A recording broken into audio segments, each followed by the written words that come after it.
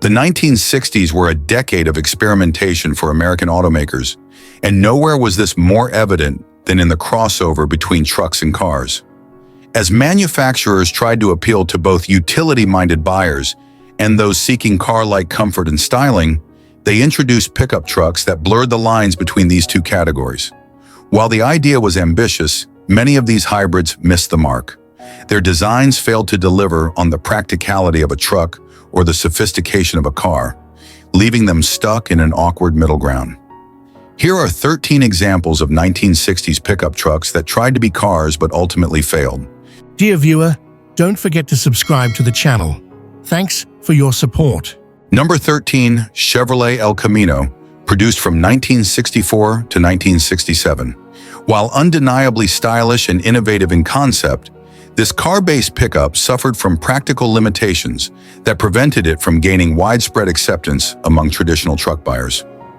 The Chevrolet El Camino was born from the idea of combining the utility of a pickup truck with the comfort and style of a passenger car. By its second generation, the El Camino shared its underpinnings with the Chevrolet Chevelle, a mid-size car that was gaining popularity in the 1960s. Chevrolet aimed to attract buyers who wanted a vehicle that could handle light-duty hauling while still offering the ride quality and design of a sedan or coupe.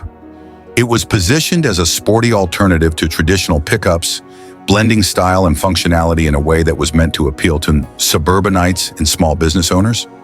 Chevrolet gave the second-generation El Camino a sleek, car-like appearance that distinguished it from boxy, utilitarian trucks of the era.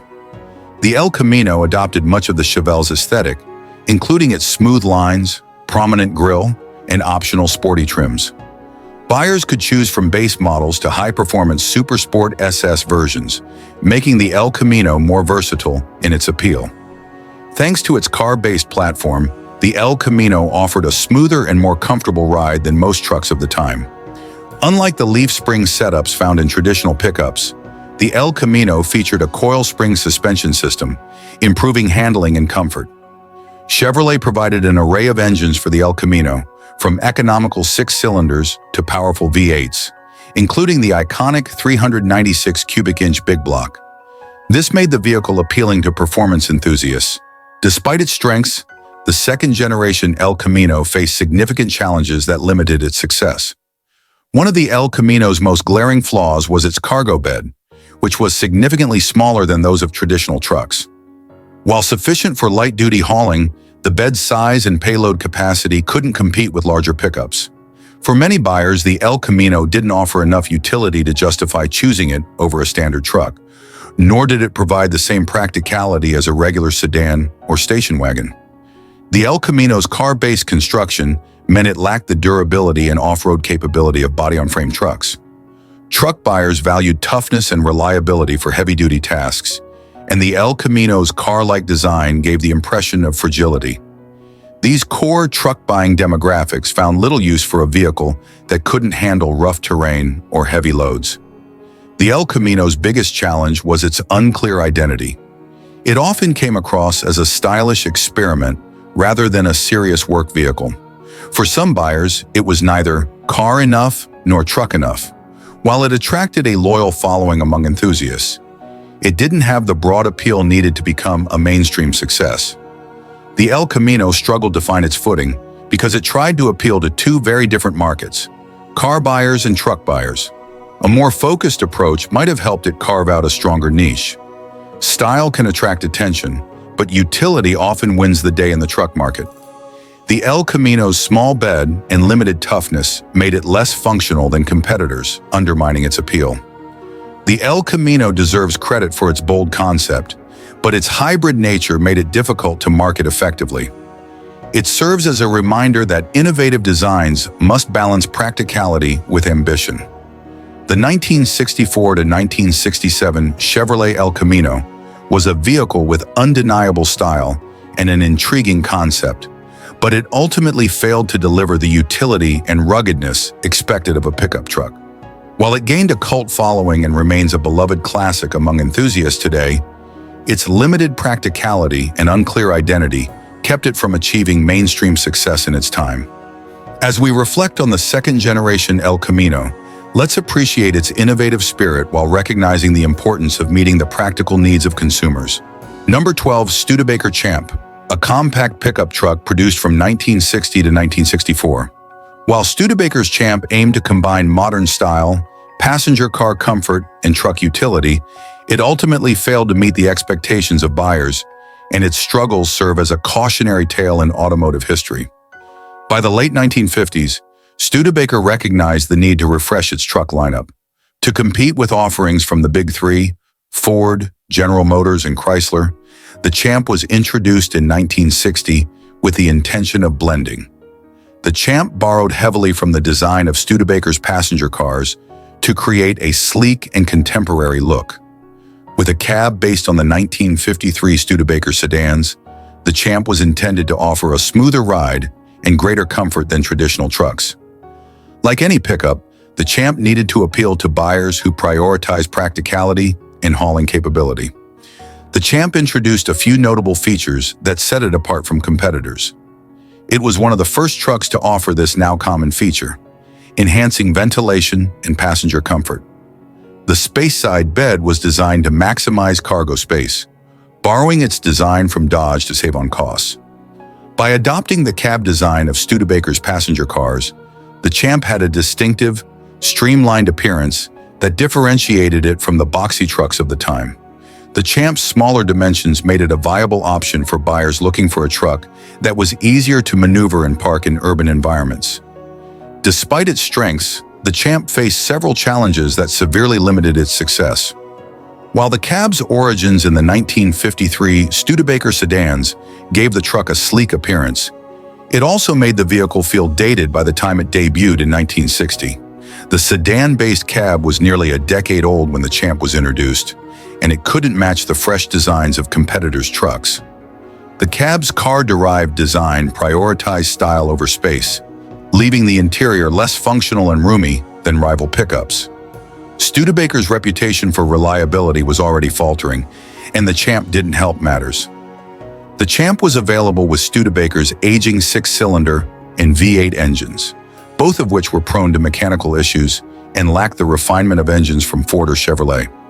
Cost-cutting measures led to inconsistent build quality, with some trucks suffering from premature wear and tear. Studebaker's declining financial health meant that its dealer network was shrinking, making it harder for buyers to find service and support for their vehicles. In rural areas, where trucks were most popular, Studebaker dealerships were few and far between. Many buyers opted for trucks from the Big Three because they knew parts and service would be readily available. By the 1960s, Ford, Chevrolet, and Dodge dominated the truck market, and the Champ struggled to stand out against their more modern, reliable, and well-supported offerings. While the Champ's car-based cab was innovative, relying on an outdated platform ultimately hurt its appeal. Automakers must balance cost-saving measures with the need to keep designs fresh and competitive. A truck's success depends heavily on its ability to perform reliably under demanding conditions.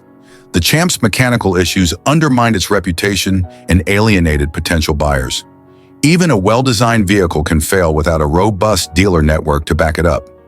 The Champ's limited availability and service options were significant obstacles to its success. The Champ tried to be a sleek, car-like truck, but didn't go far enough in either direction. It lacked the ruggedness traditional truck buyers wanted and didn't fully capitalize on its potential as a stylish, light-duty vehicle. The Studebaker Champ was an ambitious attempt to modernize the pickup truck, but it was hampered by an outdated design, reliability issues, and a lack of market support.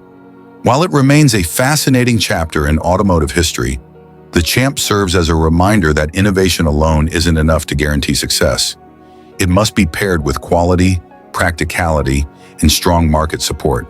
Number 11, Dodge, a 100 pickup, a vehicle that dared to break from tradition with its compact, forward-control design. While innovative, the A100 faced significant challenges that prevented it from achieving mainstream success.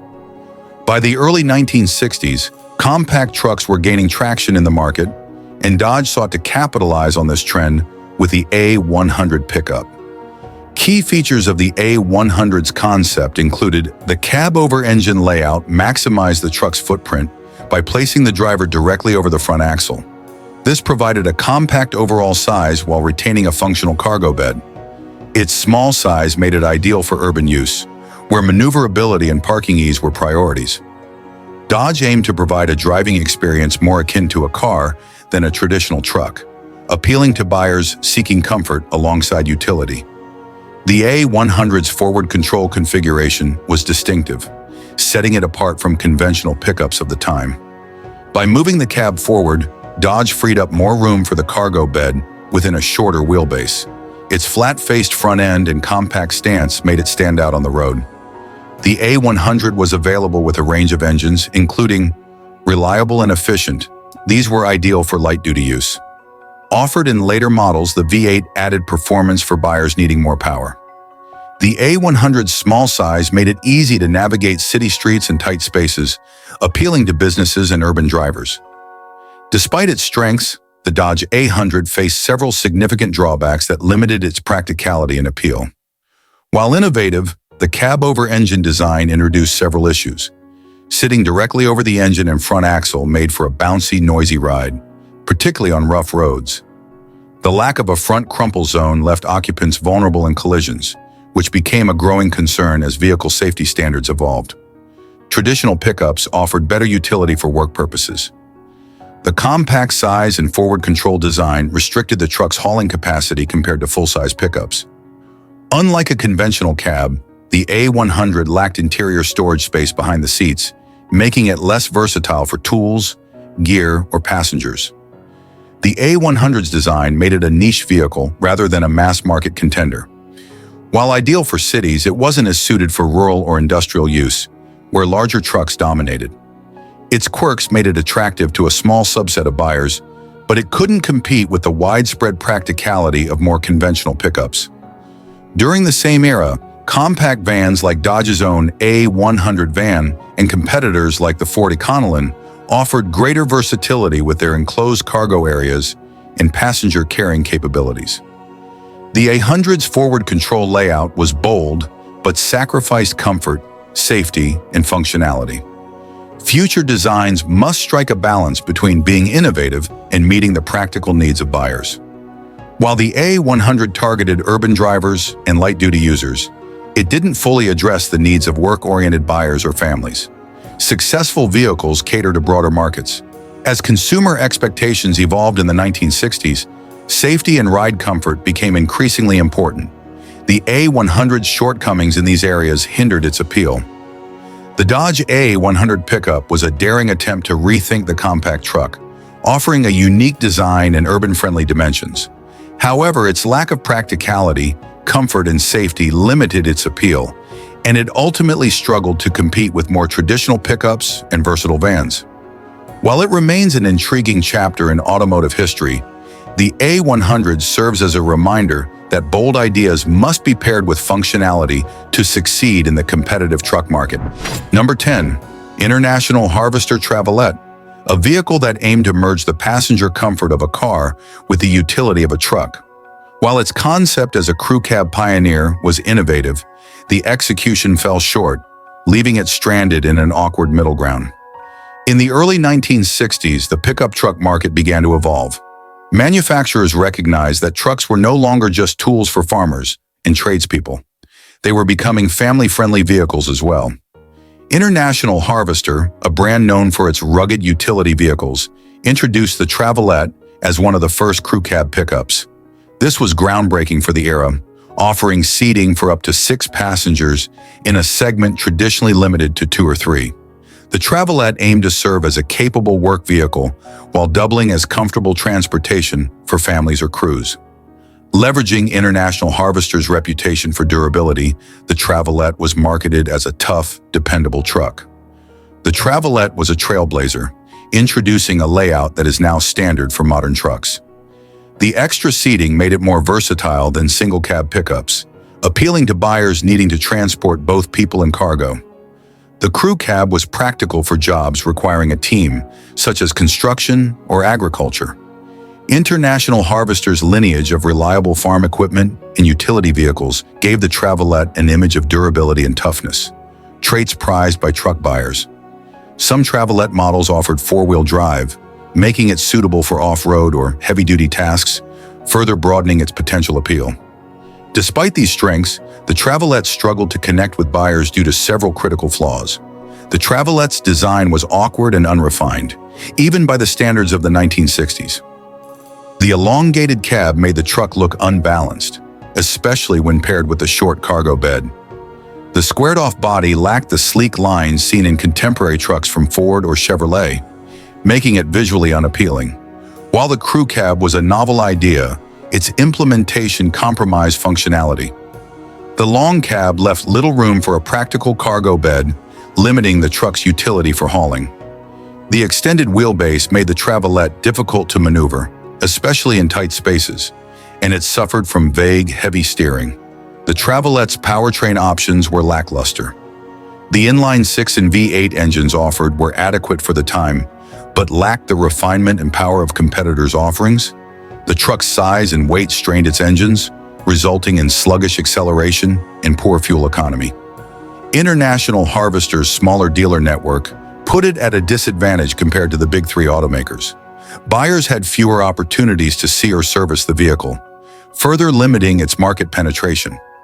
While function is critical in a truck, aesthetics can't be ignored. The Travelette's ungainly appearance undermined its appeal, showing that design is essential to attract buyers. The crew cab concept was forward-thinking, but its poor implementation, compromised bed space, and awkward handling highlighted the importance of delivering innovation without sacrificing usability. Even with a unique feature like a crew cab, the Travelette needed to compete in areas like performance, comfort, and styling to succeed against well-established competitors. The International Harvester Travelette may not have been a commercial success, but it was a pioneer in the crew cab segment. Its concept foreshadowed the modern pickup truck, which is now as much a family vehicle as it is a workhorse. While the Travelette's shortcomings prevented it from achieving greatness, it paved the way for the crew cab configurations we see today in trucks from Ford, Chevrolet, and Ram. Its story reminds us that even flawed innovations can shape the future. Number 9. Mercury M100, a pickup truck exclusive to the Canadian market.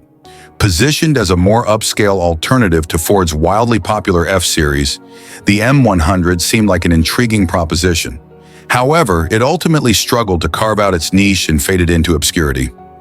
The Mercury M100 was born out of a unique marketing strategy by Ford Motor Company. In the mid-20th century, Canada's rural areas often lacked sufficient standalone Ford and Lincoln Mercury dealerships.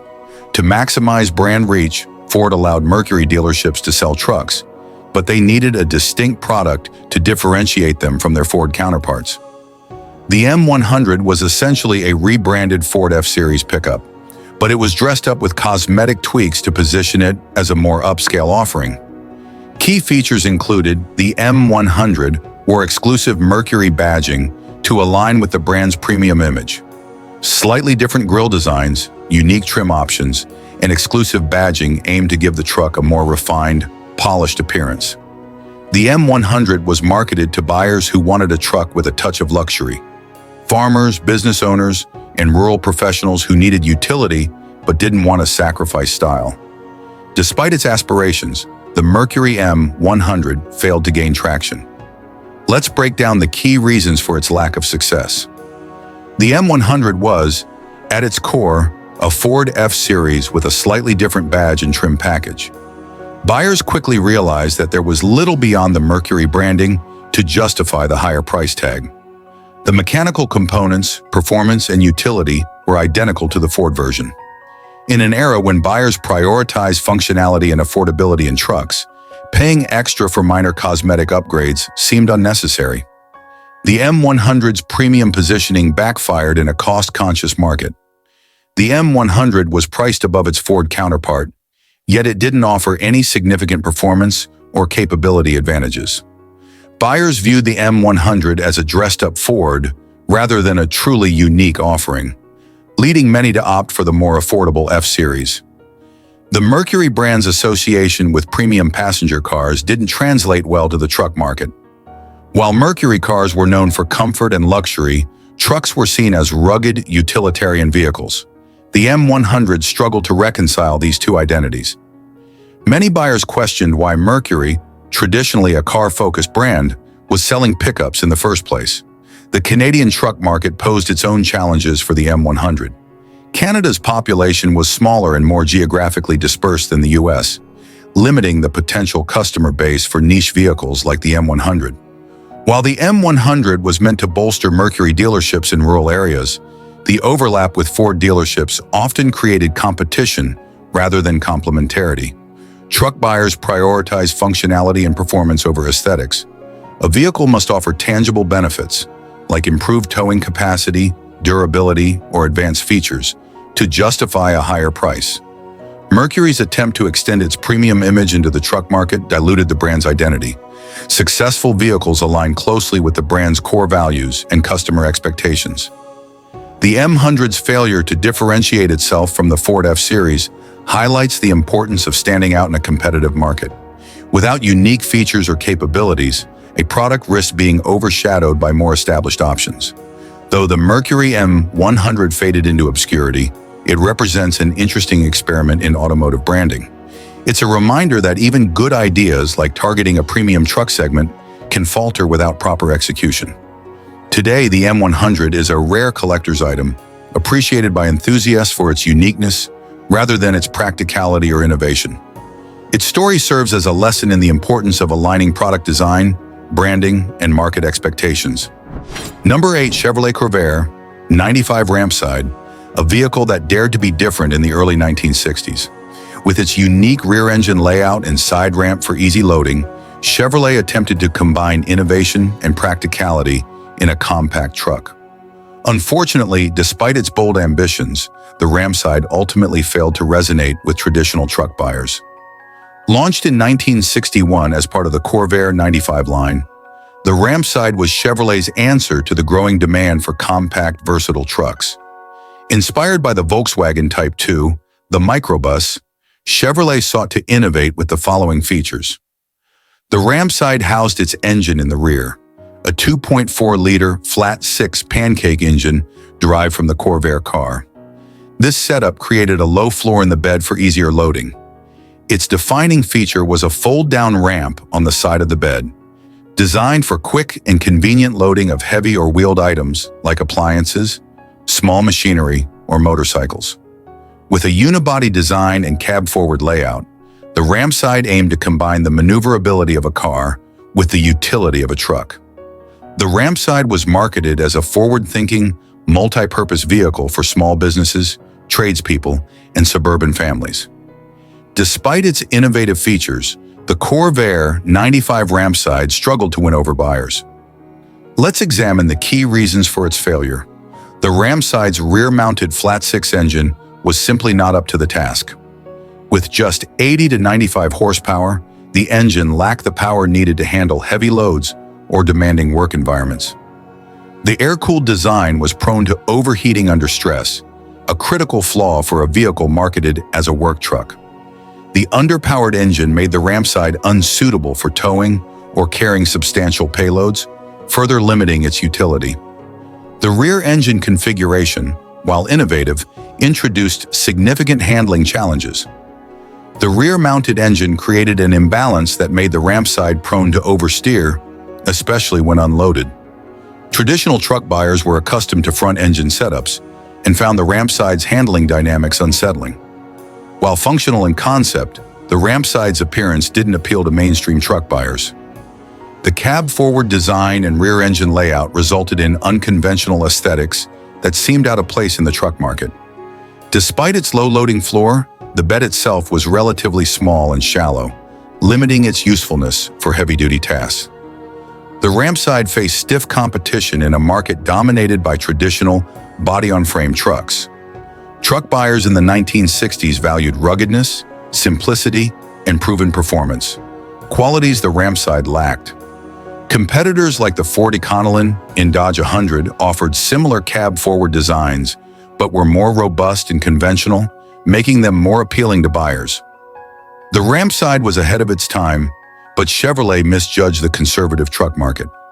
Buyers were not ready for such a radical departure from traditional designs.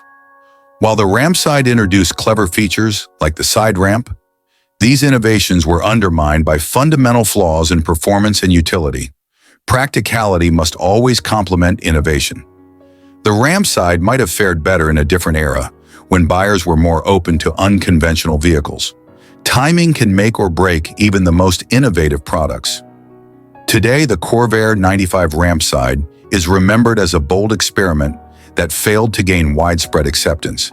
It has found a niche following among collectors and enthusiasts who appreciate its quirky design and unique engineering.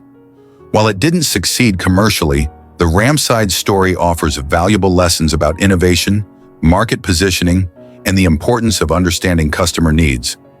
Number 7. Ford Econoline Pickup, a truck that aimed to reshape the compact pickup segment in the 1960s. Derived from the Econoline van, this forward-control pickup was Ford's attempt to blend economy, urban usability, and practicality. However, despite its innovative design, the Econoline pickup ultimately failed to deliver what buyers wanted in a workhorse truck. Launched in 1961, the Ford Econoline pickup was based on the Econoline van, sharing much of its architecture and design ethos. Here's what Ford envisioned. At just under 15 feet in length, the Econoline pickup was small and nimble, making it well-suited for urban environments. The driver's seat was positioned over the front axle, allowing for a larger cargo bed and a compact footprint. Buyers could choose from Ford's inline-six engines, designed to deliver decent fuel economy for cost-conscious users. The Econoline pickup was marketed to small business owners, tradespeople, and city dwellers who needed a practical, easy-to-maneuver truck. The design was forward-thinking, with an emphasis on utility in tight spaces, but its execution fell short in several key areas. Despite its clever concept, the Ford Econoline pickup struggled to win over buyers. Let's break down the reasons behind its failure. The cab-forward design, while space-efficient, created serious handling problems. With the driver and engine positioned over the front axle, the truck had a nose-heavy balance. The light rear end and uneven weight distribution made the Econoline pickup prone to tipping or losing control, especially when carrying heavy loads. Drivers found the forward seating position unnerving, as it offered little protection in the event of a collision. For a vehicle marketed as a practical truck, the Econoline pickup had notable shortcomings. The cargo bed measured only 7 feet in length and was relatively shallow, limiting its utility for larger loads. With a maximum payload of around 1,500 pounds, the Econoline pickup couldn't compete with traditional trucks in terms of work capability. Buyers seeking a truck for both personal and professional use often found the Econoline pickup lacking in features and usability. The Econoline pickup entered a market dominated by traditional body-on-frame trucks. Competitors like the Chevrolet C10 and Ford's own F-Series offered greater payload capacity, better stability, and more rugged designs. The forward control layout appealed to a niche audience, but it failed to resonate with the broader truck-buying public. By the mid-1960s, consumer preferences were shifting toward larger, more versatile trucks that could handle a wider range of tasks. The Econoline pickup's compact, urban-focused design felt increasingly out of step with market demands. The Econoline pickup was undeniably innovative, but its poor handling and limited practicality undermined its potential. Successful designs must balance bold ideas with functional reliability. Ford misjudged the needs of truck buyers who prioritized stability, payload capacity, and versatility over compactness and urban usability. The Econoline pickup failed to evolve with changing consumer preferences, ultimately rendering it obsolete as buyers moved toward larger, more capable trucks. Today, the Ford Econoline pickup is remembered as an ambitious experiment that didn't quite hit the mark. It's gained a cult following among collectors and enthusiasts who appreciate its quirky design and historical significance. The Econoline pickup serves as a reminder that innovation must be paired with practicality and a clear understanding of consumer needs. Number 6. Dodge D100 Sweptline, a full-size pickup truck that set out to combine style and comfort with the rugged utility expected from a workhorse. Produced between 1961 and 1971, the Sweptline had many admirable qualities, but ultimately, it failed to capture the loyalty of truck buyers. The Dodge D100 Sweptline was introduced during an era when automakers were exploring ways to make trucks more appealing to a broader audience, including suburban families and small business owners. The Sweptline's clean lines and integrated body panels gave it a car-like appearance, setting it apart from the boxy competition.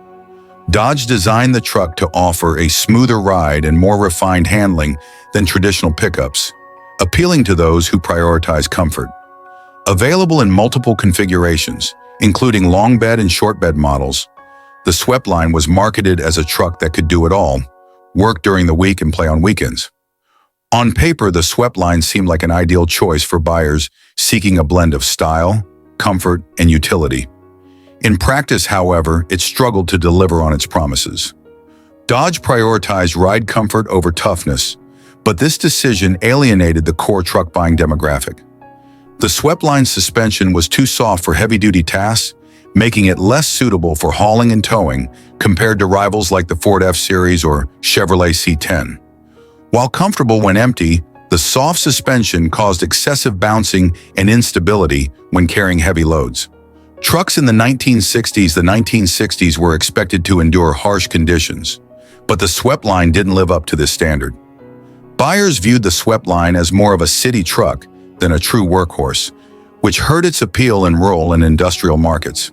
Dodge's reputation for durability lagged behind that of Ford and Chevrolet, further discouraging potential buyers.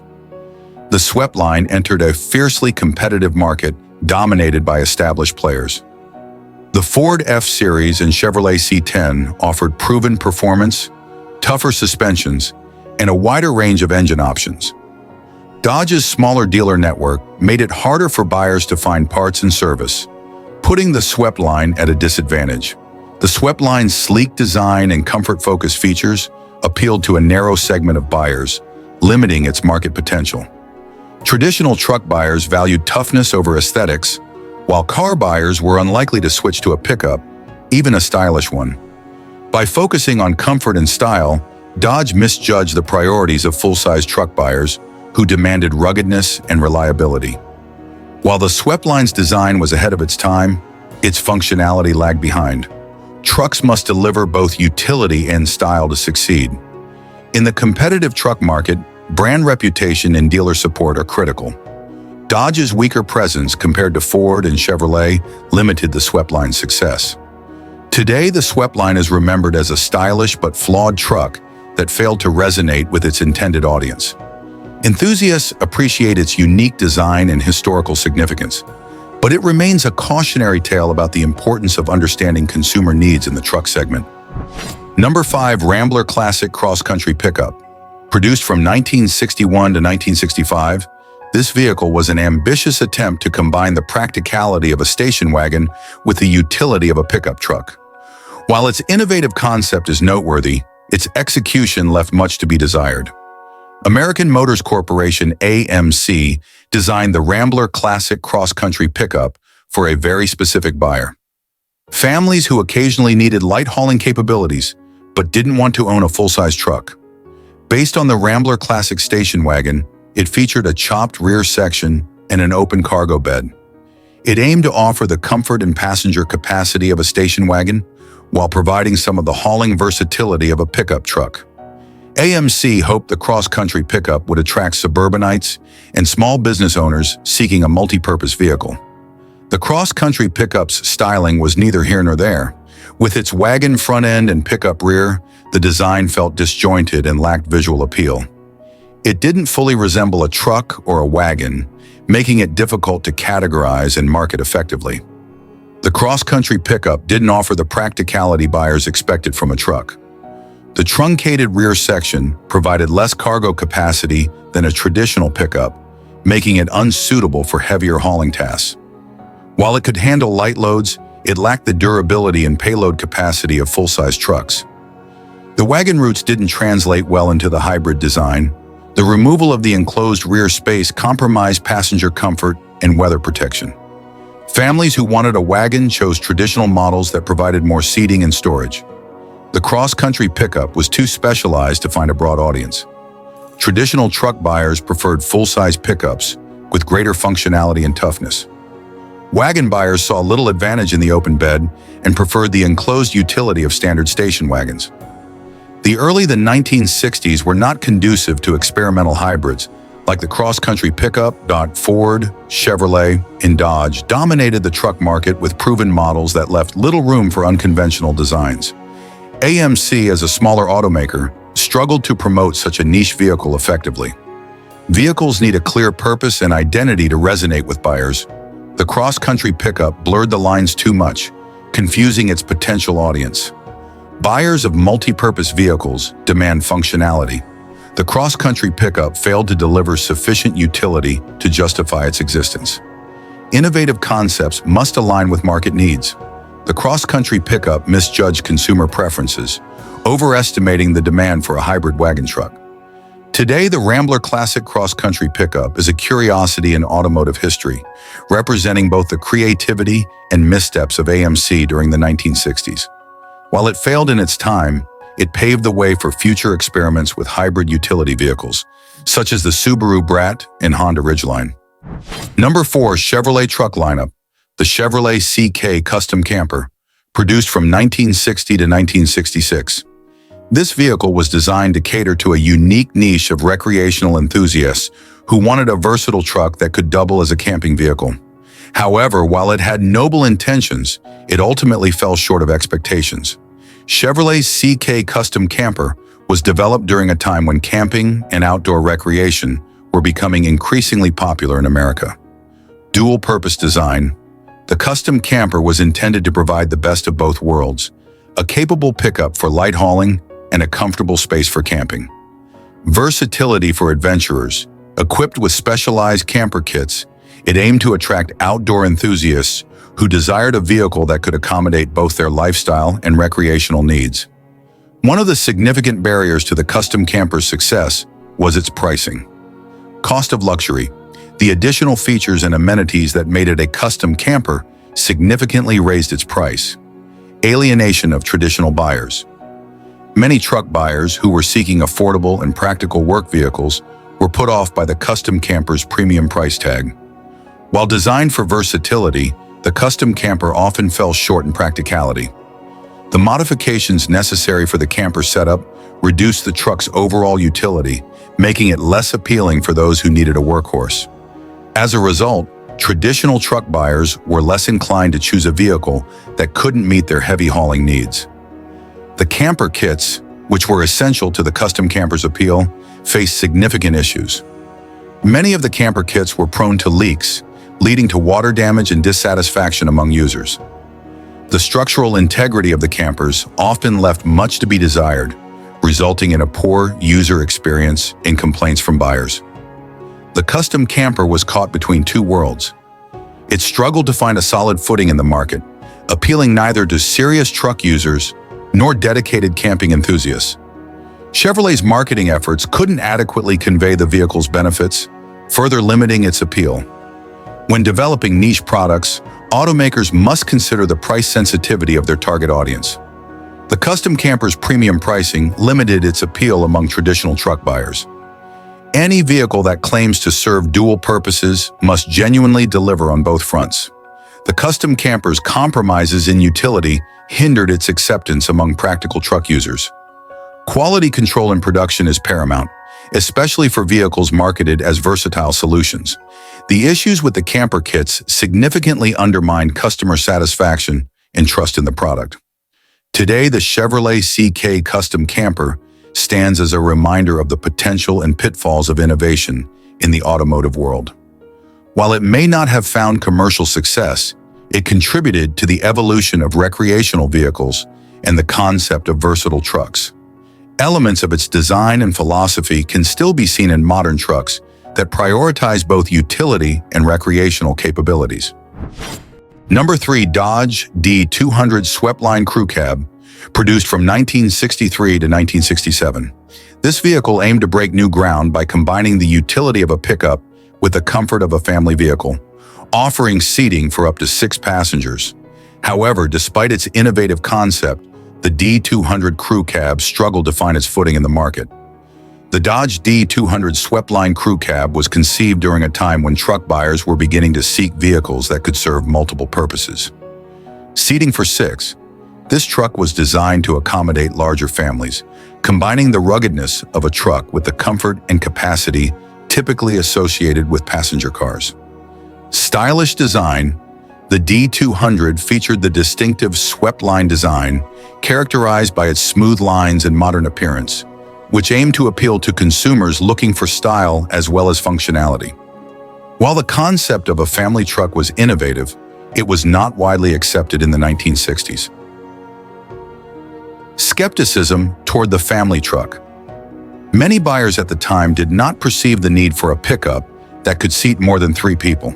The idea of using a truck as a family vehicle was not yet mainstream, making it difficult to convince traditional truck buyers to adopt this new concept. Preference for separate vehicles. Families tended to prefer distinct vehicles for passenger transportation, such as station wagons or sedans, rather than combining family and work functions in a single vehicle. The D200's fuel economy played a significant role in its lack of success. Poor fuel efficiency. As a heavier truck designed to accommodate more passengers, the D200 suffered from fuel inefficiency, which was a growing concern for consumers in an era increasingly aware of gas prices. Economic pressures. With rising fuel costs, potential buyers were less inclined to invest in a vehicle that didn't offer the economical benefits they desired. The marketing approach for the D200 crew cab failed to resonate with its target audience. Miscommunication of benefits.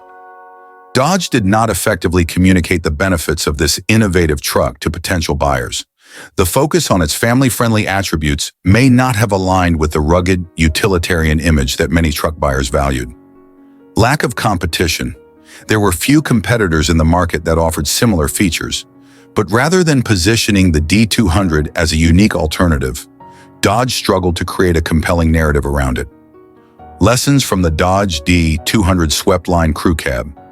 Innovative designs must consider the cultural and practical preferences of the target audience.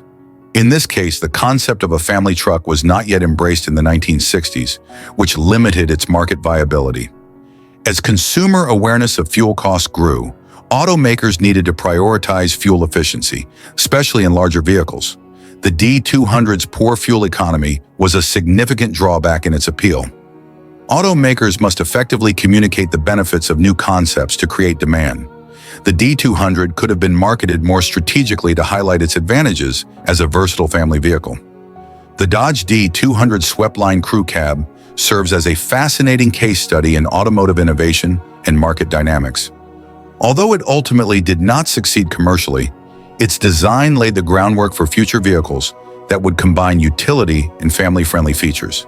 Today, we see the rise of crew cab trucks that are now a staple in the market, reflecting a shift in consumer preferences that the D200 was ahead of its time to anticipate.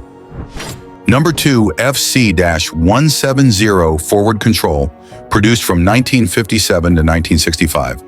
This truck aimed to revolutionize the compact pickup segment with its innovative forward control design, prioritizing visibility and maneuverability for urban use.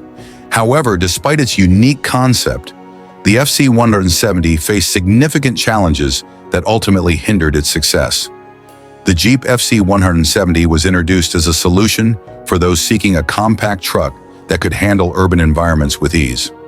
Forward control design. The FC-170's design placed the driver over the front axle, allowing for improved visibility and a shorter overall length, which made it easier to navigate in tight spaces.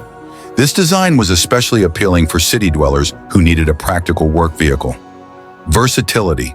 Designed for various applications, the FC-170 was marketed as a truck suitable for light hauling and utility work, potentially attracting a diverse customer base. While innovative, the FC-170's design presented several challenges that detracted from its appeal. Top-heavy appearance. The forward control layout gave the truck a top-heavy look, which some buyers found unappealing.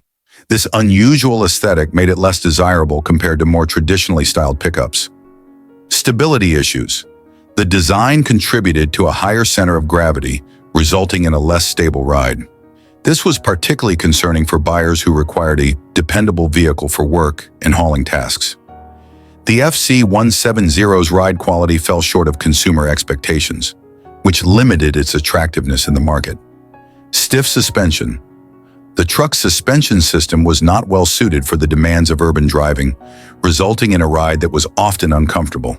Potential buyers seeking a smooth and pleasant driving experience were likely disappointed. Compromised comfort. The forward control design, while beneficial for visibility, compromised passenger comfort due to limited legroom and a less ergonomic layout. The FC170 struggled to find its niche in a competitive market that already featured established truck models.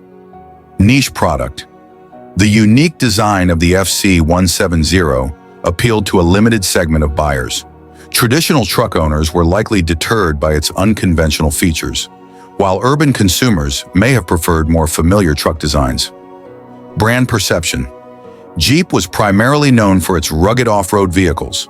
The FC170's departure from this image may have confused potential buyers, as it did not align with their expectations of the Jeep brand. Lessons from the Jeep FC170 forward control. While innovative designs can differentiate a vehicle, they must also be practical and visually appealing. The FC170's top-heavy design and awkward proportions limited its market acceptance. Ride quality and comfort are essential factors for consumers when choosing a vehicle. The FC170's uncomfortable ride likely deterred many potential buyers, emphasizing the importance of a well-designed suspension system. Understanding the preferences and needs of the target market is crucial.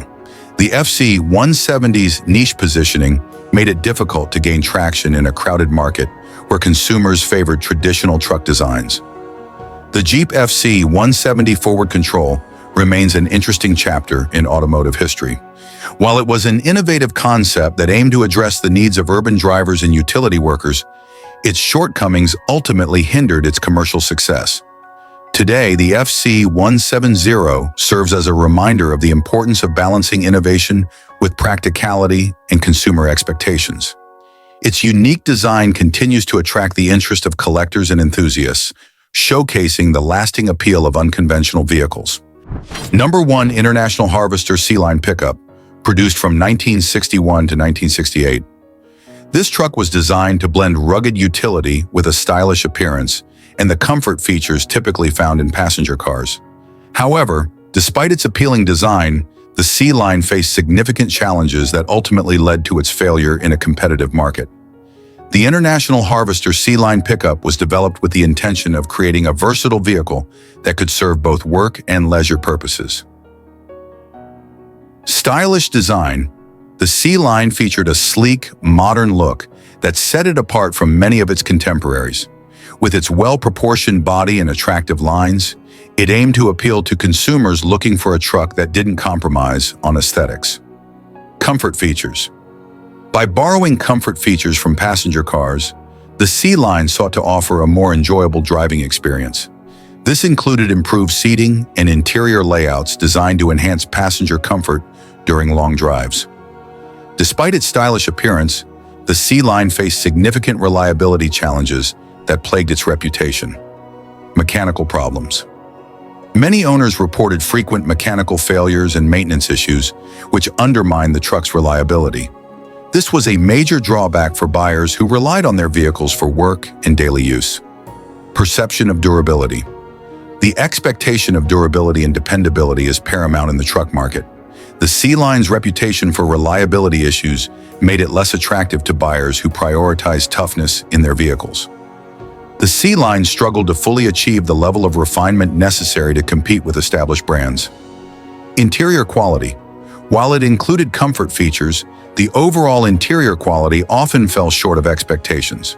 Buyers were looking for a seamless transition between work and comfort, and the Sealine's interiors did not always deliver on that promise. Ride quality. The driving experience, while better than many traditional trucks, still lacked the smoothness and sophistication found in competitors' vehicles. This limited its appeal to car buyers who were used to more refined driving experiences. The Sealine was positioned in a challenging segment of the market, competing against well-established brands with loyal followings. Brand recognition. International Harvester, primarily known for its agricultural machinery, faced challenges in establishing itself as a credible player in the pickup market. Consumers often gravitated towards more recognized truck brands with strong reputations for performance and reliability. Niche positioning. The Sealine's blend of style and ruggedness may have confused potential buyers, leading to an unclear identity that failed to resonate with either the truck market or car buyers seeking comfort. Lessons from the International Harvester Sealine pickup. In the truck market, reliability is essential. Vehicles must perform consistently and withstand the rigors of work. The Sealine's mechanical issues highlighted the importance of robust engineering and dependable performance. While style is important, comfort and refinement are crucial in attracting buyers. A stylish exterior must be matched by a high-quality interior and smooth ride to appeal to consumers looking for an all-around driving experience. A strong brand identity can make or break a vehicle's success. For the Sealine, the challenge of positioning itself within a competitive market led to an unclear message that struggled to attract the right audience. The International Harvester Sealine pickup remains a fascinating case study in automotive design and marketing. While it aimed to offer a unique combination of style and comfort, its reliability issues and lack of refinement ultimately limited its success. Today, the Sealine is remembered by collectors and enthusiasts who appreciate its unique design and the ambition behind it. The lessons learned from the Sealine continue to resonate in the automotive industry, reminding manufacturers of the importance of balancing style, reliability, and brand identity in their vehicles.